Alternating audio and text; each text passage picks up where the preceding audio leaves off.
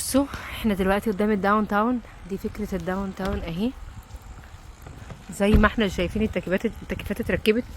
فاحنا عندنا في الجزء ده كل اللي في النص ده المحلات التجاري. ده الممشى بتاع الداون تاون بالظبط. احنا شايفين كمان اللاتيني من هنا اهو، شايفين ده اللاتيني.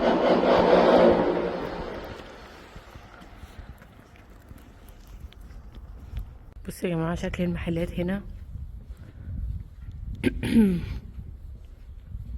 كل الجزء ده هيكون ممشى.